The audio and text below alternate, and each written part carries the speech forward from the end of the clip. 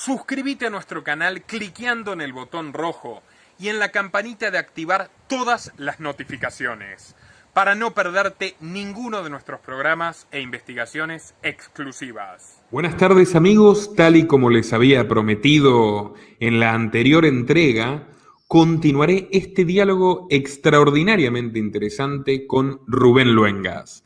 Nos reunimos nuevamente para conversar sobre el trágico devenir de la humanidad en estos últimos tiempos y muchas otras cuestiones de fondo que sin duda les interesarán. ¿Qué tal, don Rubén? Muchas gracias por acompañarme nuevamente. Nicolás, un fuerte abrazo acá desde la Ciudad de México hasta la Argentina. ¿Dónde estás? ¿En Buenos Aires? En este momento estoy en Paraguay. ¡Oh! ¿Estás en Paraguay? No, hombre. Estoy mira, en tierras guaraníes, sí, señor. en tierras guaraníes. Ah, mira qué padre. ¿A por el lado qué será? ¿De la triple frontera, donde están las cascadas de Iguazú? No, en Asunción. Ah, en Asunción. No, ¿Conoce aquí el Cono Sur?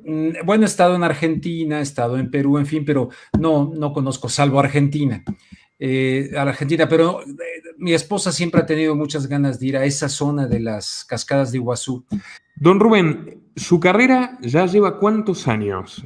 ¿Cuándo comenzó en el periodismo? Bueno, mira, tengo 65 años de edad y comencé primero a los veintitantos trabajando para la Cineteca Nacional de México, se llamaba la unidad de cine móvil, y llevábamos cine móvil. Fíjate lo que es ahora la distancia, ¿no? Que todo el mundo tiene acceso a películas ya.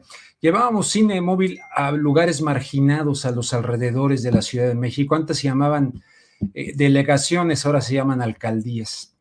Y entonces una camioneta con otro compañero y yo sacábamos una pantalla y proyectábamos cine que trataba de ser un cine pues alternativo, bueno, no precisamente así películas de arte y todo, pero un cine de entretenimiento de la época del cine de oro mexicano, ¿no?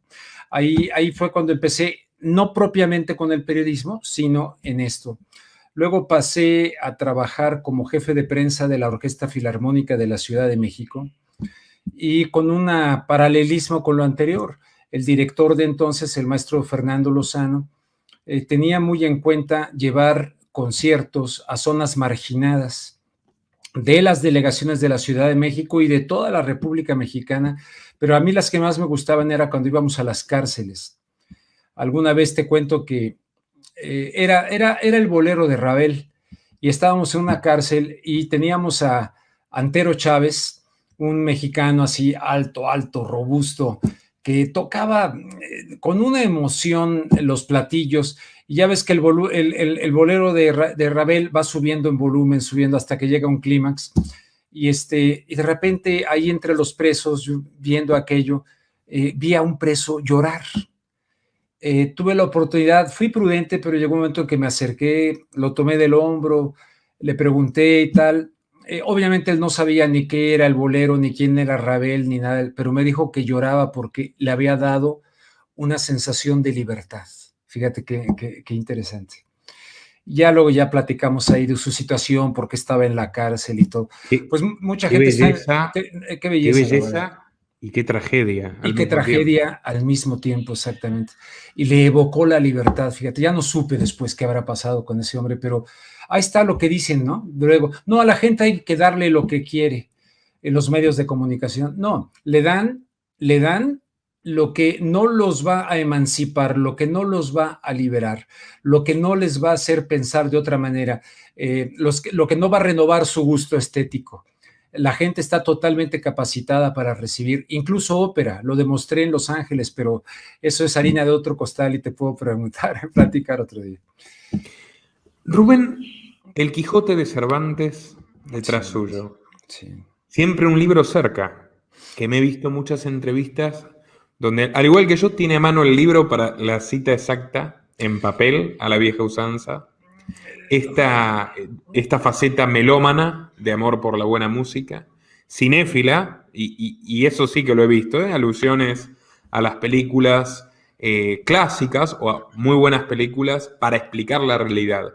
Son las herramientas de una persona cultivada, y usted acaba de decirlo. En los medios masivos, todo esto ha desaparecido por completo para dar lugar al entretenimiento bizarro y ahora a la propaganda terrorista permanente. Si Absolutamente. sales, te mueres.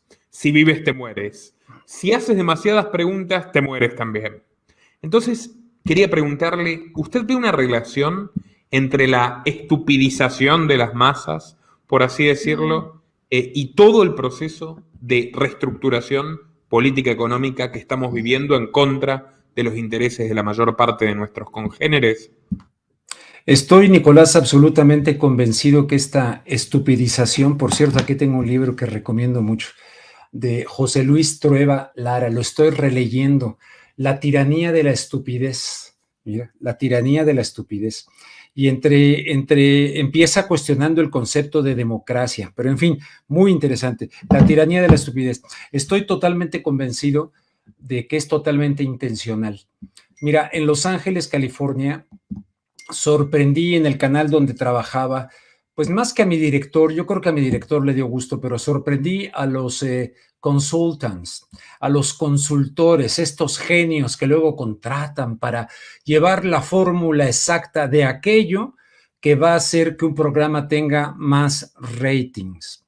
Entonces, yo cada vez, si alguien está viendo tu programa y lo ve repetitivo, lo ha escuchado en otro lado, yo lo digo cada vez que puedo porque de verdad me encanta como realidad. Entonces, estaba en Los Ángeles el tenor mexicano Rolando Villazón y en el LA Times, el periódico Los Angeles Times, vi en primera plana que decía The Voice to Watch, recomendando el LA Times, la voz para observar de Rolando Villazón. Y entonces yo ya sabía quién era, pero leí la nota y dije, qué bárbaro, tremendo, y van a cantar Romeo y Julieta aquí en el Dorothy Chandler Pavilion de Los Ángeles. Un mexicano que quería ser sacerdote, pero un día compró ese disco de John Denver y Plácido Domingo y le cambió la idea y se dedicó al canto. Entonces, le digo a mi director, oye, él no hablaba, entendía español, pero no lo hablaba. Le digo, déjame hacer un reportaje de este cantante mexicano. Viene con la cantante Ana Netrebko, van a presentar Romeo y Julieta en el Dorothy Chandler Pavilion. Ella es guapísima, no sé si la conoces, bellísima, es una mujer muy bella. Y entonces un hombre bien parecido, mexicano, atlético, Romeo y Julieta, con una atrevidísima puesta en escena. Y entonces él me dijo, ¿Are you crazy? Estamos en Sweeps, cuando se miden los ratings, ¿no? Y me dice, estamos en Sweeps, ópera, aquí en Los Ángeles, cuando a la gente se le dan narcocorridos y ese tipo de cosas. Le digo, pues sí, vamos a intentarlo, vamos a romper paradigmas. Total, narcocorridos, para quienes sí. No son mexicanos, que sí. Les va a parecer surrealista, es un género, por así decirlo, de música popular, comillas, comillas, donde se enaltece y se cuentan historias romantizadas de narcotraficantes y pistoleros. Exactamente, exactamente. Y de eso tratan de alimentar el espíritu, las narconovelas también que han tenido mucho éxito, en fin. Entonces, no te quiero hacer largo el cuento, pero acababa de morir Consuelito Velázquez, la autora de esta canción mexicana que hasta los Beatles y medio mundo cantó, Bésame mucho, bésame, bésame mucho, tremenda canción. Imagínate, los Beatles, todo. Bueno, había muerto Consuelito Velázquez y traje a colación el tema y Ana Netrebko no sabía de Consuelito Velázquez. Entonces Rolando Villazón y yo con cámara, en la entrevista le empieza a cantar a ella, Bésame mucho. No, hombre, utilicé un poquito el lenguaje de las telenovelas para capturar a la gente y como telón de fondo Romeo y Julieta y conté la historia de Rolando, la historia de Ana, en fin. Bueno, pasó, hicimos publicidad y tal. Llega el momento de que pasa este reportaje en el noticiario y al día siguiente me manda a llamar el director. Te habla el director, está medio serio. Y entonces me hace la broma y me lanza unos papeles. Te voy a decir, tú dices si lo quitas o lo dejas, pero me dijo literalmente, there you have the ratings. Ahí tienes los pinches ratings. Y entonces yo digo, híjole, qué mala pata, caray. Y entonces veo y los veo y me dice él, se triplicaron los ratings. Nos vieron 3 veces más que en la tendencia anterior, que eran cosas amarillistas, de sangre, de otro tipo de cosas.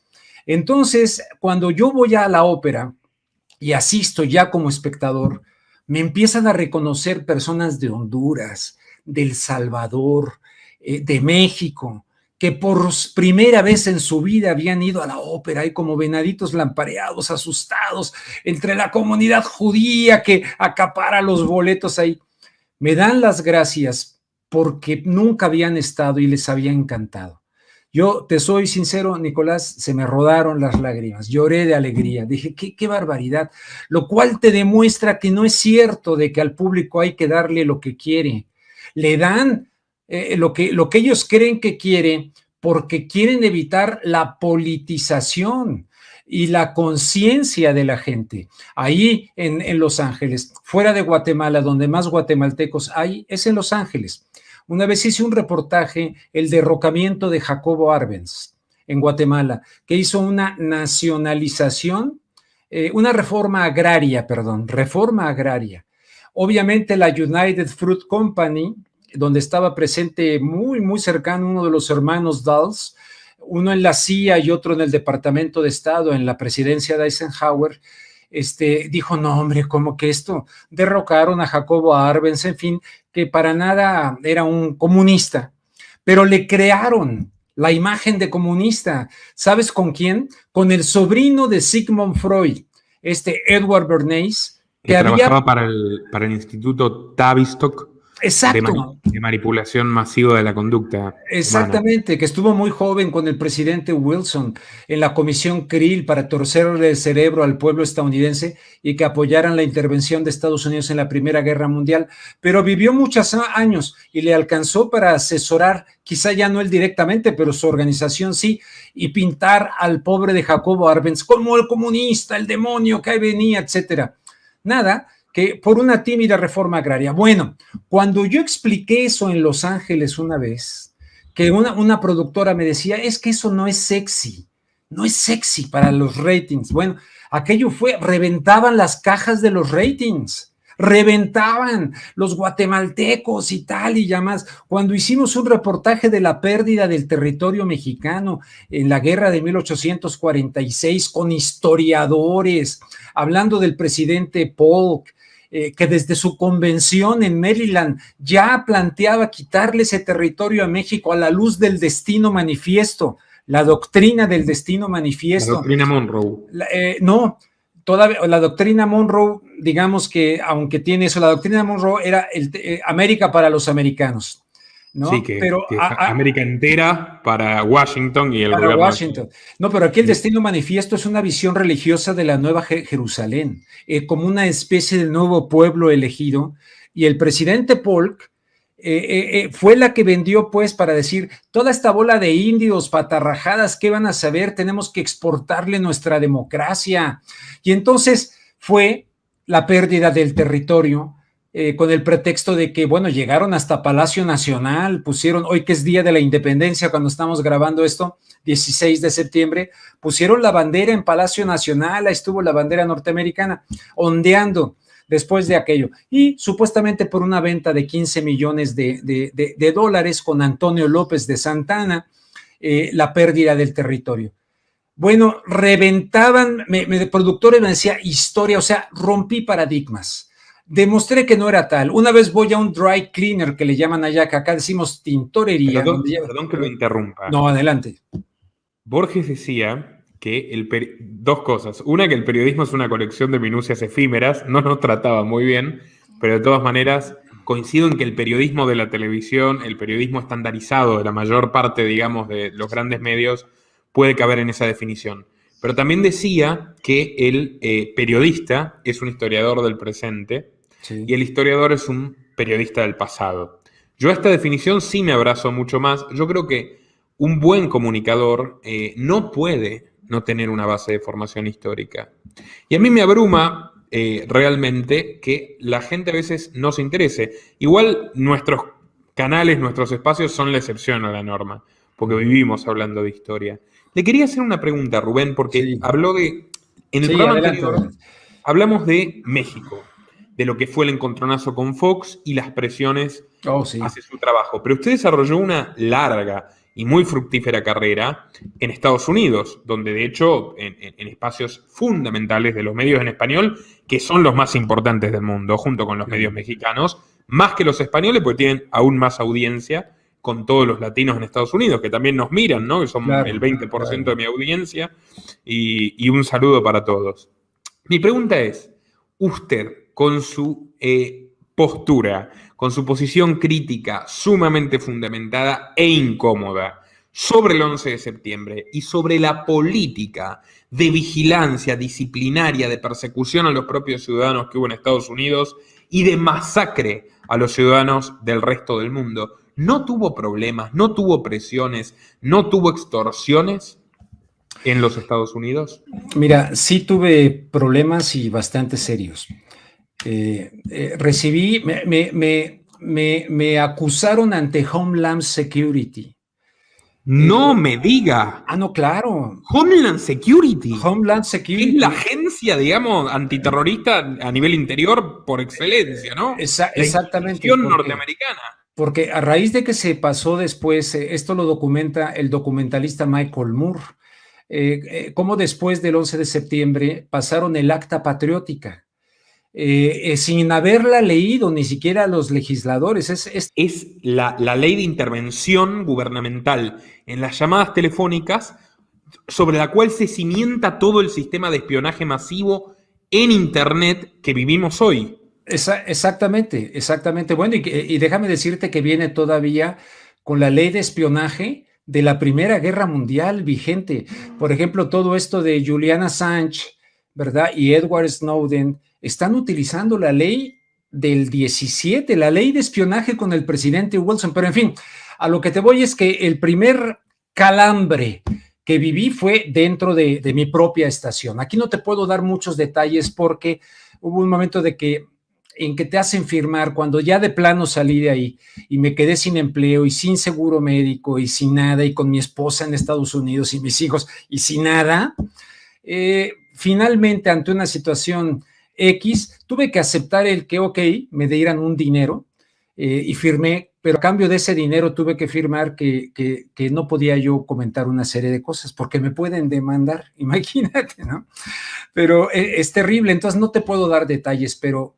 Que no podía, no solo que no podía comentarlas que no las puede comentar nunca más. Nunca más puedo, por ejemplo, ahorita no puedo hablarte y si yo ahorita te doy el nombre de un productor argentino, inteligente, pero que una vez me dijo, Rubén, pero ¿por qué te empeñas tanto en decir esto, la verdad y todo? Esto es un circo. Así me dijo, le digo, oye, será un circo para ti. Yo me tomé muy en serio todo eso de la guerra del 11 de septiembre, me dolió profundamente y yo estaba totalmente dispuesto a que me corrieran, pero me corrieron más adelante, acuérdate, bueno, no fue corrida, sino me obligaron a renunciar, ¿no? Porque me estaban presionando de manera tal que me ponían a dar noticias que nunca en la vida había dado. En los promos, en lugar de decir, bueno, y esta noche le pondremos en contexto la supuesta desaparición de Osama Bin Laden, que de repente que dice que lo tiraron al mar y toda esa cosa, bueno, no, me ponían en los promos que promoviera la telenovela que íbamos a tener ese día antes de mi programa. No soporté aquello, esa humillación.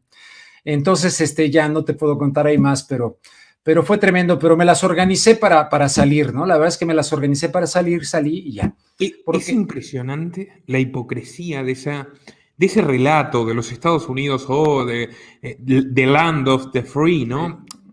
Se cae a pedazos revisando cada minuto de la historia del país, ¿no? Porque el Código Hays, estábamos hablando del cine, 40 años donde el gobierno reguló al cine, que la Corte Suprema no consideraba que el cine fuera libertad de expresión, que no lo consideraba ni siquiera una forma de expresión artística, sino una mercancía que por lo tanto tenía que ser regulada por el gobierno. Para mí ninguna, sí, aún si fuera una mercancía. Pero además, la bestialidad de la censura ejercida en Estados Unidos, y usted mismo como lo está contando, o sea, te empujamos a firmar un acuerdo para que no puedas hablar nunca más. Nunca más de eso, ni puedo mencionar y criticar a la otra vez me quedé hasta preocupado porque en el programa pasado te dije de un mexicano que fue, híjole, podrían llegar a... pero el caso está que ante esa situación, te digo, fue algo que además fue medio humillante. Ahora de repente digo, pero te entra el miedo, estoy con mi familia, en este sistema de los Estados Unidos que pagas una casa, crédito, que de repente, bueno, en fin, es una larga historia, pero di la batalla, aguanté ahí hasta que luego ahí me contrataron de otra parte. Pero mira, Jorge Ramos, el conductor famoso de Univisión, él llega aquí a México y dice, no, es que a mí soy un periodista independiente y a mí me ampara la Constitución, la libertad de expresión, no sé qué. Mentira. The First Amendment, la primera enmienda de los Estados Unidos, defiende a los dueños de las empresas, como decía el presidente del Ecuador, Rafael Correa. Como la ley de decencia de comunicaciones de Clinton defiende a los dueños de las compañías tecnológicas. Exactamente. Y siguiendo ese criterio, deberían permitirnos a los usuarios expresarnos con libertad en lugar de censurarnos brutalmente. Exactamente. Pero siempre todo funciona en favor de la camarilla de poderosos acodados con la élite política norteamericana. Sí. Es increíble. Tu libertad de expresión es para que tú puedas salir a la calle y decirle una grosería al presidente, organizar una marcha. Claro que hay que pedir permiso. Hay que por escrito pedir permiso. Voy a organizar una marcha en contra de la guerra de tal punto a tal punto, y llega rodeado de policías, fíjate, y van cuidando aquello, y cuando terminó la hora del permiso, vámonos. O sea, esa libertad de expresión de ese tipo de gente que diga algo, pero de que un periodista diga, me han censurado, me han obligado a decir esto, no, la libertad de expresión la tiene el dueño, ¿verdad? Y puede decir la línea editorial que quiera, imagínate. Entonces, el cuestionar con el pétalo de un comentario el relato del 11 de septiembre, el hablar, por ejemplo, que yo lo hablé de John O'Neill. Hay un programa de PBS, curiosamente, en Frontline, donde este hombre, que era el hombre que más sabía del fundamentalismo islámico en el FBI, descubre los vínculos de la familia Osama Bin Laden con los Bush a través de un grupo que se llama Carlyle Group. No, por favor.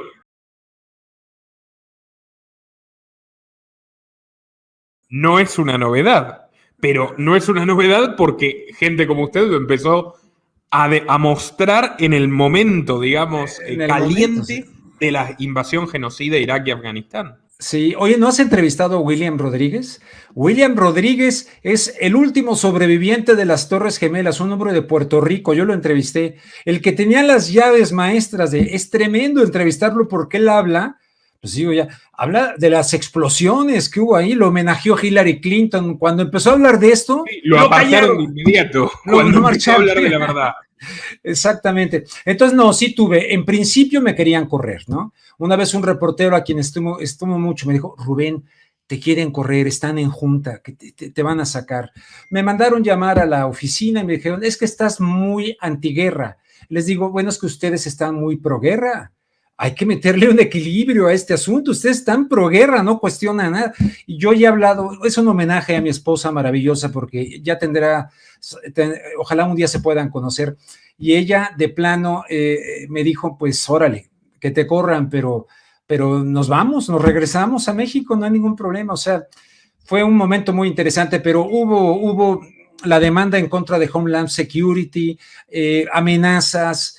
Curiosamente, muchos latinos, no quiero, fíjate que muchos argentinos me amenazaban, no sé por qué, argentinos allá, sí, me amenazaban y me decían groserías y no sé qué. Bueno, a mí también algún famoso partidario del gobierno mexicano me tiene en la mira, ¿no? Pero bueno, reivindiquemos a nuestros pueblos. Con no, muchos argentinos lindísimos, pero luego muchos latinos que van allá van con el síndrome del arrimado, ¿sabes? Van como diciendo, ¿cómo es posible que vengas aquí a darle patadas al pesebre? Muchos de esos decían, de aquí comes. Luego, no, discúlpame, yo como de mi trabajo y le hago ganar a la empresa. Entonces, pero yo no veo peleado el negocio con la verdad. No, debo tener algo, eso sí, en mi cerebro, porque siempre he estado al fiel siempre he estado en la navaja, ¿no? Siempre he estado, me he arriesgado siempre. Pero la verdad vende. Sí, la Pues verdad sí, también. exacto. A ver, el negocio del periodismo debe ser contar la verdad y Exacto. claramente que es redituable. Sí, ahora nos tienen que censurar de YouTube que a usted le borraron su primer canal. ¿Cuántos Sí, suscriptores? 250. 220,000 en un 200. año y medio que realmente lo empecé a trabajar, porque lo tenía desde hace tiempo, pero de repente subía yo cosas que mis gatitos, porque adoro a los gatos, y mis gatos y cosas así, y una que otra cosa por ahí. Pero empecé realmente ya a subir cosas, primero 2 veces por semana, luego ya diario, menos una vez a la semana, y fuimos creciendo de veras, pero psicofantes muy famosos y muy acreditados en los medios mexicanos empezaron a atacarme durísimo y tal, y rindió sus efectos hasta que me tiraron el canal. La primera vez fue porque saqué los documentos de Rockefeller del año 2010, en los cuales hablan de un escenario que tú conoces muy bien, que es con los Rockefeller.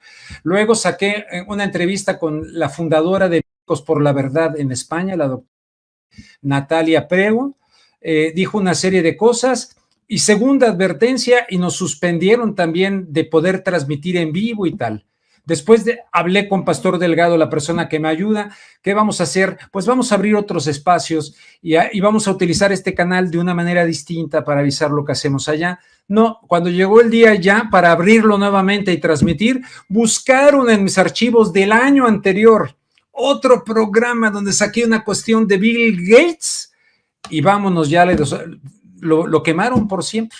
Ya se acabó. Bueno, nosotros vivimos engañando la red neuronal de YouTube con una serie de trucos y técnicas y omisiones, pero es una manera verdaderamente borde, digamos, de hacer periodismo, al borde del abismo, digamos. Sí. Pero bueno, usted mismo lo ha relatado. Yo, que tengo apenas 10 años de carrera frente a usted que tiene 40, a ver, empiezo trabajando en Libertad Digital, me corren por haber incomodado a Vargas Llosa con una pregunta completamente pertinente, Sí, para nada fantástico. provocadora. Sí. Luego me corren de Infobae, que fui el columnista más joven y uno de los más leídos con 18 años. Probablemente el columnista más joven del país. Me corren por contar completamente fundamentado cómo fue la progresión del avance territorial del Estado de Israel sobre la propiedad privada de los palestinos, a quienes liquidan impunemente. Sí. Luego, el mismo problema, que además contó una extorsión, ¿no? Porque me llama el editor en jefe, esto alguna vez le habrá pasado a usted también, seguro, y me dice: estamos por abrir Infobae TV, nos encantaría contar con una joven promesa como vos, pero nos lo haces tan difícil, ¿no? Esa amenaza pasivo-agresiva. Y le dije: no, Mohamed, muchas gracias. Sí, antes me habían llamado para avisarme que no iban a publicar un artículo donde yo contaba los vínculos del monopolio azucarero en la Argentina, Ledesma, con la dictadura militar, la desaparición de personas forzosa, porque a su vez Cristina Kirchner, que era una presidenta a la cual el grupo Infobae se oponía, estaba en perfecta relación con el dueño de la azucarera. ¿Qué era lo que me sorprendió? Me llama el jefe de opinión y me dice: Ledesma es nuestro auspiciante. Bueno, no se puede vivir así realmente. No se puede. ¿Qué pasó con el feminismo en Hispan TV? Usted conoce a Roberto de la Madrid. ¿Cómo no? Lo acabo de entrevistar hace poco, sí. Y yo también lo voy a entrevistar seguramente. Un buen hombre, Roberto. En pleno programa suyo, ante su mirada atónita, que quedó sorprendido, en vivo y en directo, diciendo: te están cortando, Nicolás. No quieren que termines de hablar. Me cortaron por criticar a Pablo Iglesias, a la izquierda española, que bueno, era la estrella de ese canal. La Open Society no pertenece a los Rothschild, sino a George Soros, quien Julian Assange demostró que financia a los genocidas imperialistas que se disfrazan de progresistas como Hillary Clinton o los socialistas españoles, socios de la monarquía absolutista saudí. Julian Assange ha perjudicado en numerosas ocasiones al servicio de inteligencia israelí, ni más ni menos, lejos de haberse capacitado con él, y se le ha puesto precio a su cabeza por haber cometido esa... Ya lo cortaron. Te están cortando, Nicolás. Por favor, repítelo porque te cortaron. Pues se nos fue, o no quisieron que acabara de hablar. O sea, todos los medios de todos los matices políticos se están convirtiendo realmente en unidades de propaganda de estados y de corporaciones alineadas. O sea, ya no se interesan en informar. Le quiero preguntar, ¿esto es un pilar de la nueva normalidad? ¿Qué es la nueva normalidad? Entremos en tema. ¿Qué es lo que usted mira sobre este nuevo modelo que se está reconfigurando a partir de la pandemia? Fíjate, nada más te quiero decir que recientemente en mi canal se me ocurrió hacer cosas ya lo hicimos con varios protagonistas, pero ahora lo hice exclusivamente de Biden. Y puse juntas cosas de nuevo orden mundial, donde él habla del nuevo orden mundial. Yo no intervengo para nada. Es una edición con subtítulos del nuevo orden mundial. ¿Qué crees que hizo YouTube?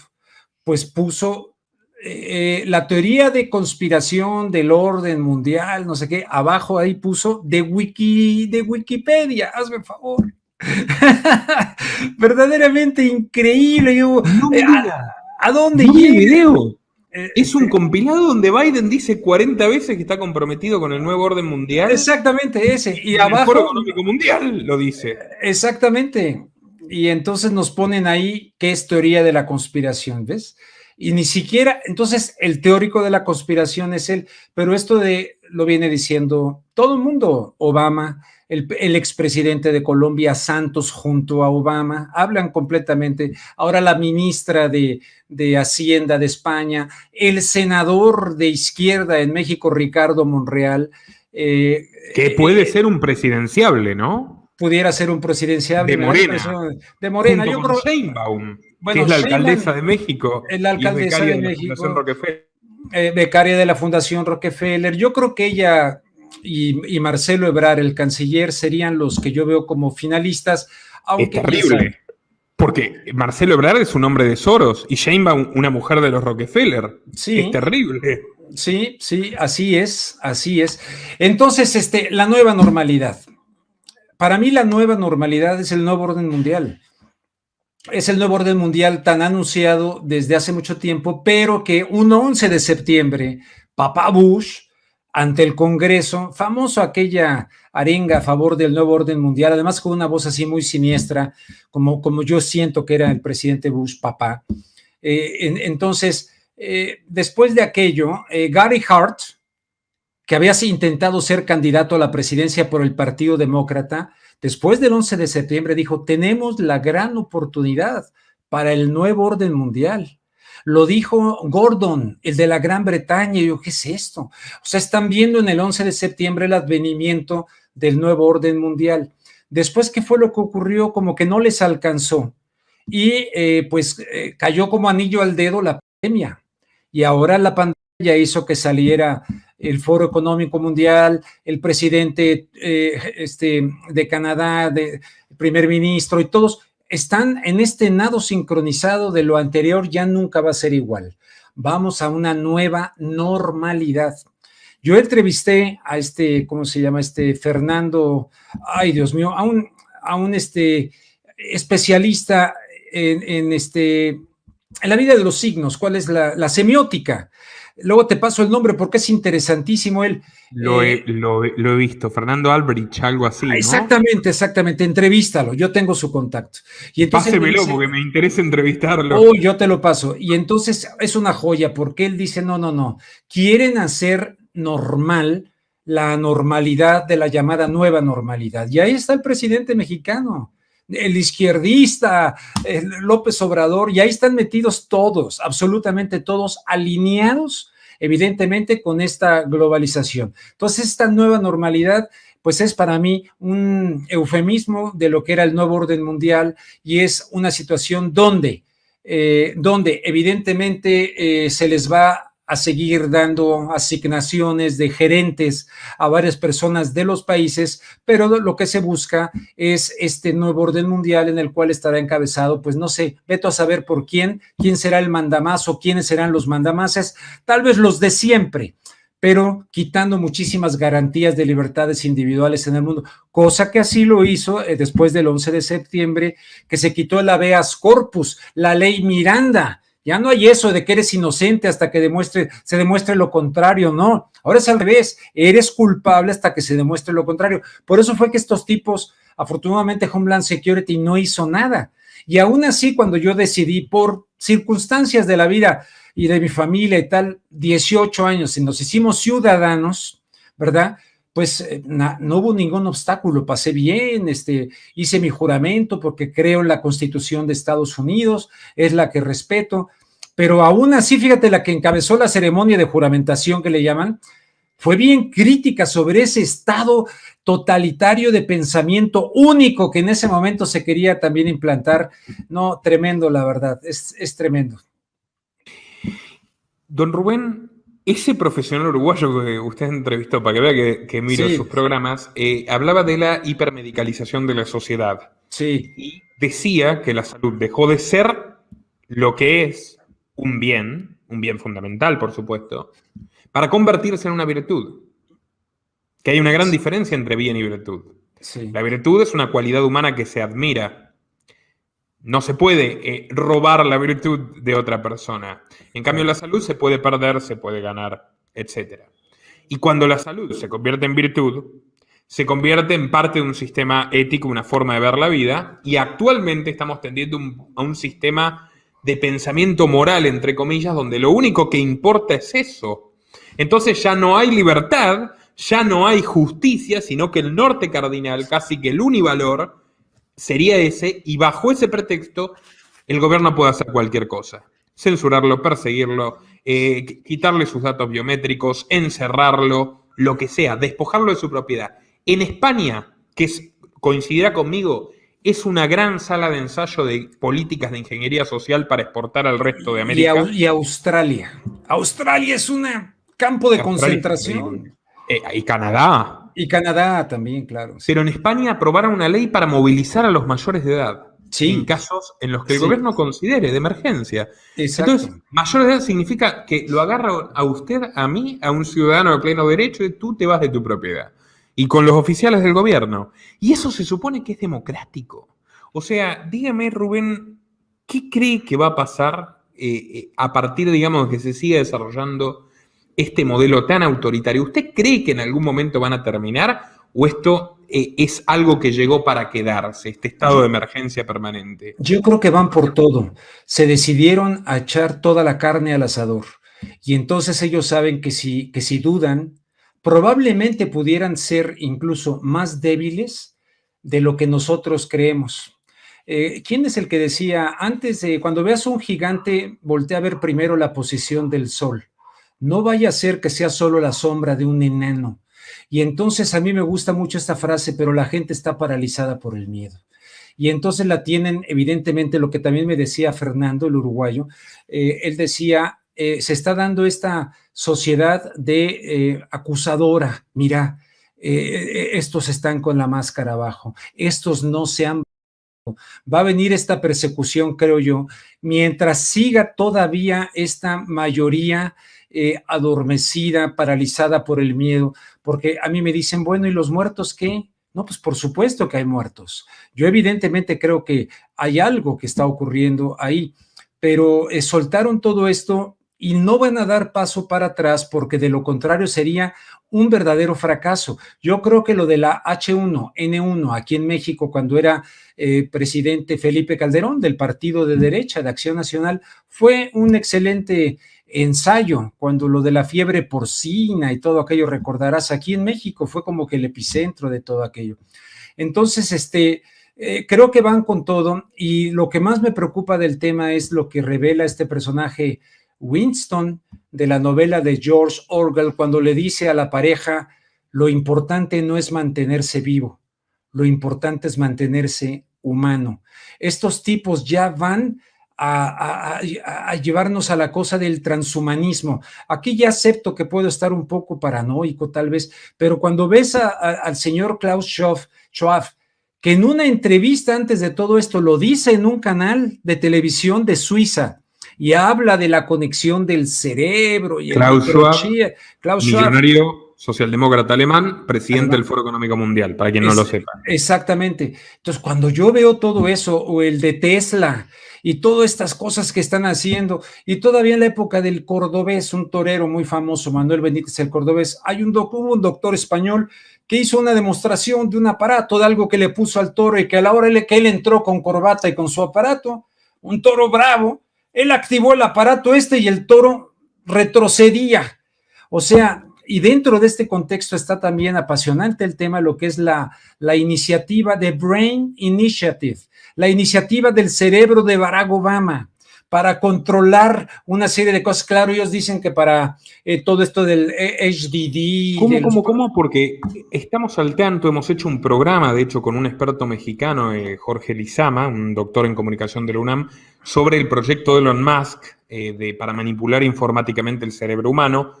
Ya habíamos hablado del de Google, pero no sabía de esto que me comenta. ¿Qué se trata esto del cerebro de Obama? Sí, es The Brain Initiative, la iniciativa Brain. Y Obama lo presentaba y lo ponen como para curar enfermedades de lesiones cerebrales, etcétera. Pero lo cierto es que ahí pueden llegar a la modulación cerebral.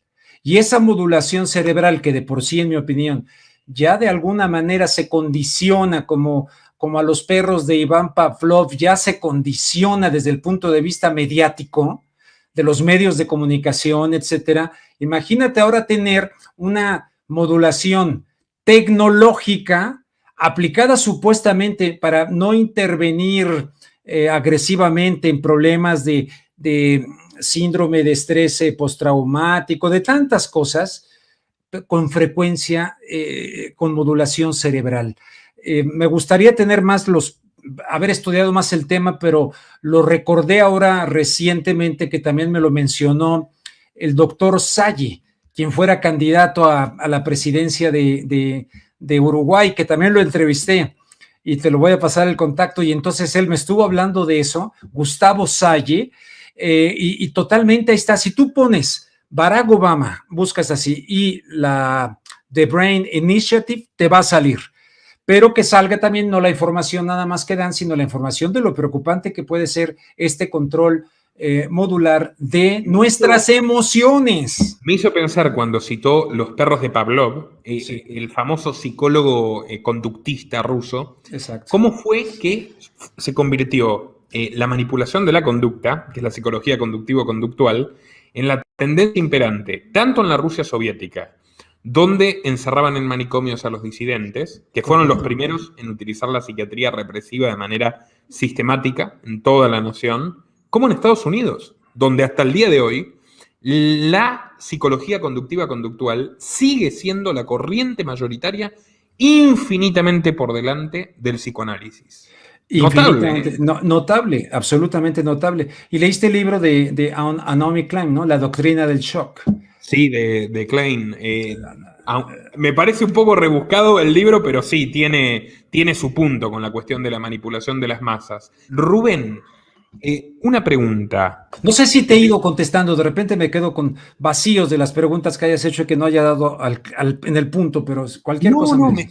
Me ha ido contestando, que yo estoy disfrutando mucho el diálogo, espero que usted también. No, desde luego que también, sí. En su portal publicó una noticia muy interesante, estamos hablando de periodismo, de libertad de expresión, de censura, de persecución, etcétera, de guerra, de servicios de inteligencia.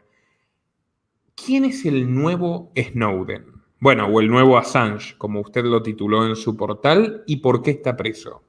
Bueno, fíjate que ahorita podría recordar el nombre, pero está preso porque ha documentado y él mismo tenía participación en la cuestión de los drones en la etapa de Obama.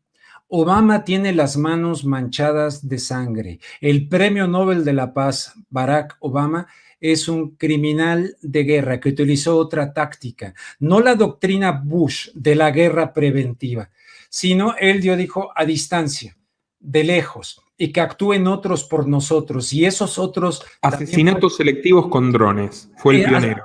Exactamente, fue el pionero, y esto lo documenta muy bien Medea Benjamin, de una cuestión que se llama Pink Code o Code Pink, que te la puedo pasar también, habla español muy bien. Medea Benjamin alguna vez llegó ante Barack Obama con el caso de Manning, y le puso también ahí la cosa de Manning y de los drones, los asesinatos. Entonces, este hombre que ahorita no recuerdo el nombre, ha pasado desapercibido, es el nuevo Snowden desde el punto de vista de que hace yo decía, Barack Obama está celebrando sus 60 años, su cumpleaños allá en Massachusetts, sin máscaras, hubo marihuana, hubo de todo, sensacional. Yo no me meto con el tema de la marihuana, pero hubo de todo, no hubo ahí cosa. Mientras la persona que denuncia los crímenes de Obama con los drones ha sido sentenciado a 4 años de prisión, Y el mayor, a mi modo de ver, el mayor héroe de nuestro tiempo, y creo que el más ejemplar de todos los periodistas que viven, está deshaciéndose poco a poco en una prisión de alta seguridad en Belmarsh, a la espera de que lo extraditen, que es Julian Assange. Y lo están destruyendo en vida, lo están torturando. Y a quien lo persiguen, como la Constitución, es de cartón pintado diciendo, él no es periodista, es un hacker. Exacto. Si él no es periodista, nosotros tampoco. Nadie es periodista. Nadie es periodista. Además, él utilizó sus fuentes, hubo filtraciones. Mira, hay un muchacho que también era hace 4 años, cuando era candidata Hillary Clinton. Este muchacho, un joven de 20 y tantos años, que también se me olvida ahorita el nombre, que me da mucha pena, pero que lo asesinaron cuando él iba hablando por su teléfono celular con su novia. Llegaron por la espalda y pum, pum, lo mataron. Él era el encargado de reclutar simpatías hacia el Partido Demócrata, pero Julian Assange alguna vez dijo que él denunció... Le había pasado los mails de Hillary, sí. Exactamente. Entonces imagínate, oficialmente fue un intento de asalto. Eso fue oficialmente. Lo fusilaron. Lo fusilaron, no le quitaron ni el celular. Que entre la tonelada de información comprometedora de Hillary Clinton que reveló Wikileaks, concretamente, puntualmente, por ejemplo, estaba ¿por qué no matamos a Assange con un dron? Literal. Sí. Otro mail de esa gran cadena que me parece extremadamente revelador, que es entre Podesta, que era el jefe de gabinete de Hillary, claro. Con quien, por cierto, aquí tenemos al político más influyente en este momento de Argentina, en esta situación de crisis institucional, Sergio Massa, que tiene una foto abrazado con Podesta en su oficina. No, ni siquiera lo oculta, ¿no? Bueno, y en la famosa Primavera Católica. Y con propiedades en la Patagonia, ¿no? Sí, señor. Sí, pero, a ver, yo nací en donde tiene el rancho Henry Kissinger, que tenemos la tierra de Kissinger, la tierra de Bill Gates, que ha comprado también. Bill Gates, exactamente. Amazon quiere instalarse en Bariloche. Oye, qué buenos vecinos tienes, qué barbaridad. Un día se viene a la Patagonia. La visitamos antes de que sea completamente privatizada. Sí. Y por estos señores, que es lo peor todavía. Es impresionante la colonización. Pero bueno, en los mails de Clinton y Podesta está, por ejemplo, la Primavera Católica, donde dejan entrever lo que hicieron para que llegue al poder un aliado suyo que al día de hoy está pregonando un gobierno mundial, el encierro masivo, que negarse a picarse es pecado, y está generando ya una convulsión en la iglesia donde ya no solo lo rechazan los sectores conservadores, sino que también los rechazan los sectores progresistas. ¿Qué opina usted como católico del Papa Francisco y estos vínculos inexplicables para quien no conoce la cuestión con los Rothschilds, con los Rockefeller, con la mujer de Bill Gates, el Consejo por el Capitalismo Inclusivo, el ecologismo radical y fundamentalmente la militancia por este nuevo orden social?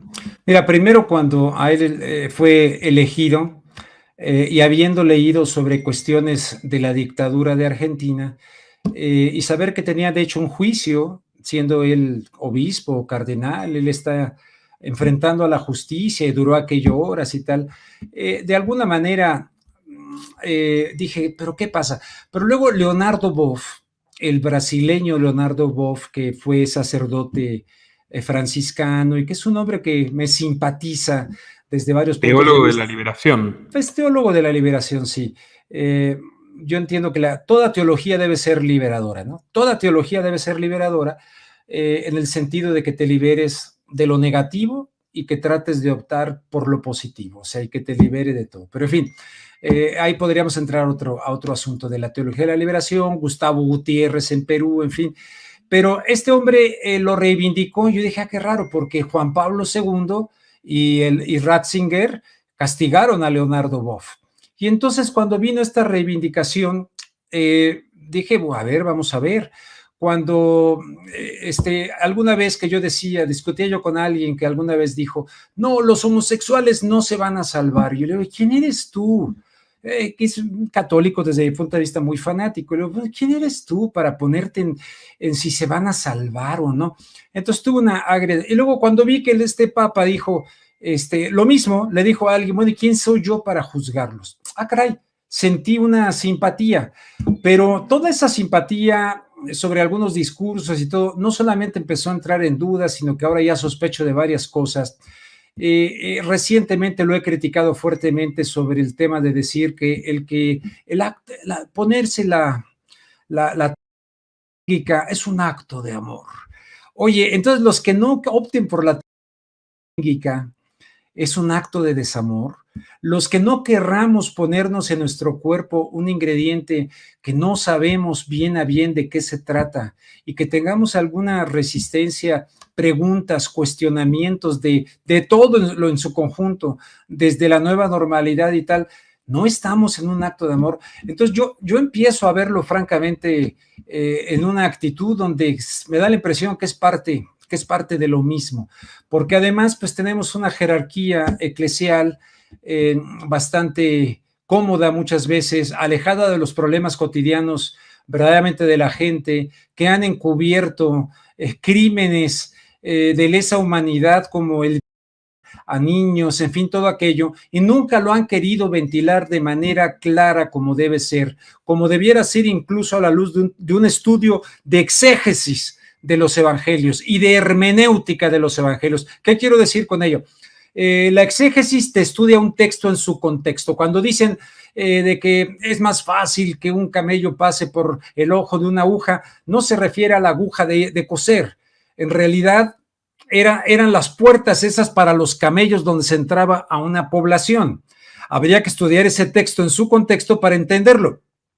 Y luego, ¿cómo extrapolarlo? Bueno, pues evidentemente aquí ha habido una complicidad criminal por parte de diferentes autoridades. Yo conozco acá a Alberto Atié, un ex sacerdote mexicano que también te puedo poner en contacto con él, que viajó a Roma para el entonces Papa Juan Pablo II, se entrevistó a través de Monseñor Talavera con Ratzinger para denunciar a los millonarios de Cristo, les digo yo, los legionarios de Cristo. Marcial Maciel. Marcial Maciel. ¿Sabes qué le contestó a Alberto Atié? Le dijo a través del Monseñor Talavera, le dijo, no podemos hacer nada porque Marcial Maciel es muy amigo del Papa y ha hecho mucho bien por la Iglesia. ¿Cuál fue el bien por la Iglesia? Financiarlo.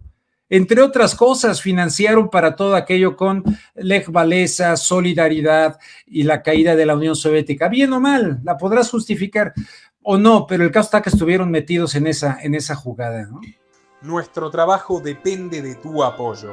Para que siga siendo posible, realiza tu donativo desde tan solo $2 por mes a través de Patreon, en los links que están en la descripción o en el comentario destacado.